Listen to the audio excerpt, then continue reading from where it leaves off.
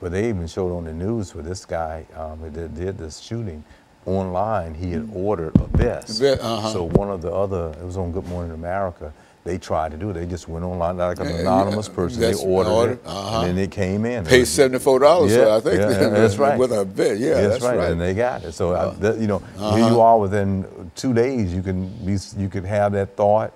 Because things are so rapid, you can get it done, and next thing you know, you're out shooting somebody. Out shooting somebody.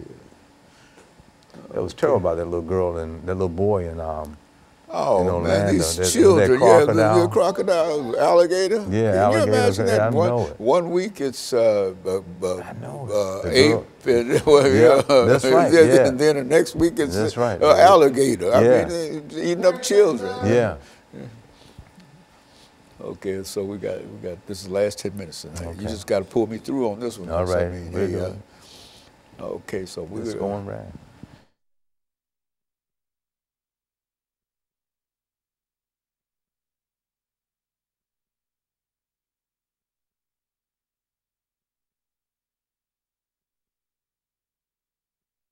Thank you and welcome back to the final segment of the show for today.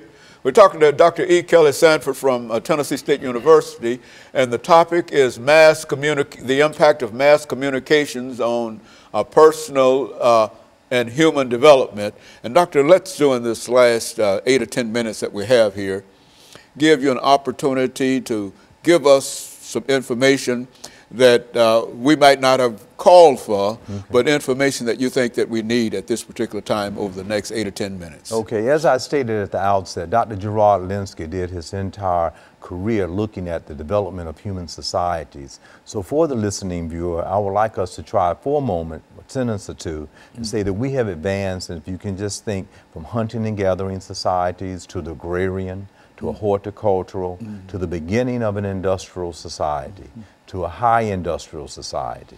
And from that point, we moved all the way out into a telecommunication society, and then a service society, and now with this last movement that we're in right now is telecommunication, mass communication.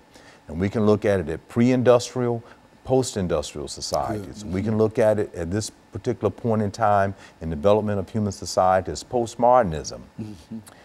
We don't even know where we're going from this point on. I mean, we're at such a high level of telecommunication, and this is the type of society. So the question then becomes, as we have advanced from an earlier time period to now, how has that impacted us? So I want us to try to understand that as a listening audience. If you can just go back to an agricultural age, you can probably imagine very quickly that you may have had a husband and wife.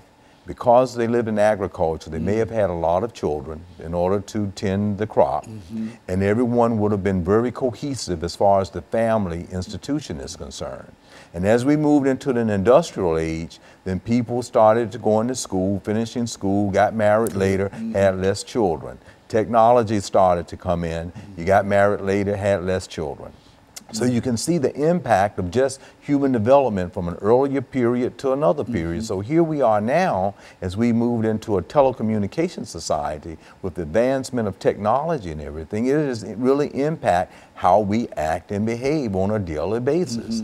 Sometimes it's cognitive development that we've talked about early on the show. It is taking away our opportunity to want to just to sit down and to learn for the sake of learning. Why? Because you can use your computer to access the information so quickly. It's already there. It's already there. Now, those are some positive things. I don't want the viewing audience to think that I'm suggesting that technology is not great. I mean, it has helped us advance in science. It's saved lives. We can intelligence is such a high level.